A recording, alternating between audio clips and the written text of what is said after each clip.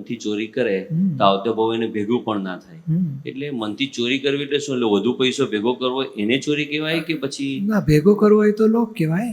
છેતરીને મેળવવો એમ કે આને ખબર નથી, આપણે લઈ લીધું હોય તો વાંધો ના આવત, આને સમજતો નથી તો આની પાસે આમ પડાવી લીધું તો વાંધો ના, એટલે ચોરી થઈ. મનમાં વધારે મેળવવાની લાલચ તો છે, પણ એને રીત એને જૂઠું સાચું કરીને મેળવે જાય છે. ભેળસેળ કરે, છેતરે નહીં, વિશ્વાસઘાત નથી કરતા. કરે. અરે આમ તો આ બહેનો પેલો જૂના કપડાં આપીને પેલો વાસણ લેવા જાય છે ને, બોલો એ છેતરી જાય. એટલી બધી લાલચમાં આમ તેમ ગોટાળો કરે ને, પડાવીને પૈસા જતો રહે.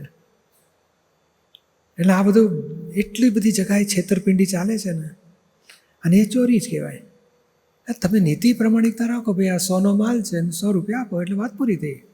100નો માલ કહે ને કે આમ એટલી ભેળસેળ કરે કે એમાં કાંકરા, પેલું નહીં ઘઉંમાં કાંકરા નાખે, દૂધમાંય કંઈક નાખે છે, મસાલા, આપણે ખાવા પીવાની ચીજોમાં, દવામાં ક્યાં ભેળસેળ નહીં કરતા હોય.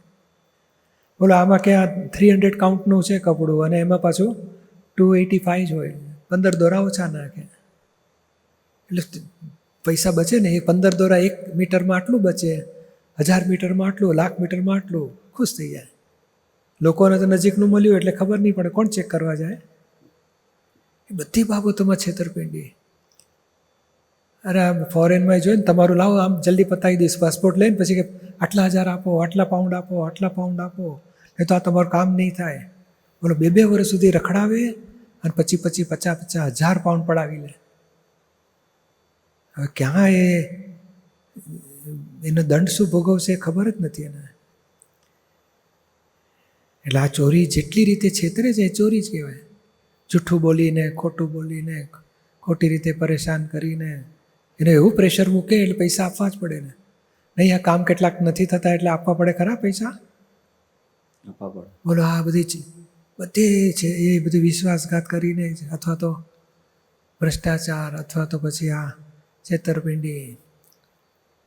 અને કે તમે મને આટલા 50,000 આપો, હું તમને 3 મહિનામાં આટલા આપી દઈશ.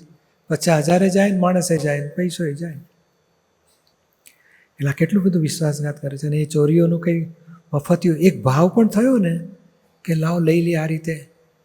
નહીં, હેક કરે છે. આજે હમણાં જ બધી વાતો આવી છે, આખી કંપનીને કહેશે આટલા લાખ પાઉન્ડ આપો તો તમારું પાછું આપીશું. કેટલો મોટો ગુનાહ કરે છે. આ ચોરીઓ કહેવાય બધી. આ ચોરીઓનું ફળ બહુ ભયંકર આવે છે. બીજે બહુ બોલો, નોકરીના ઠેકાણા તો ના પડે, ખાવા પીવાનું મળશે, દેહ છે, દેહનો હિસાબ હોય, ખાવા પીવાનું જેમ તેમ મળ્યા કરે. મહા મુશ્કેલી, રડવાનો કતાવે એવી હાલત થાય.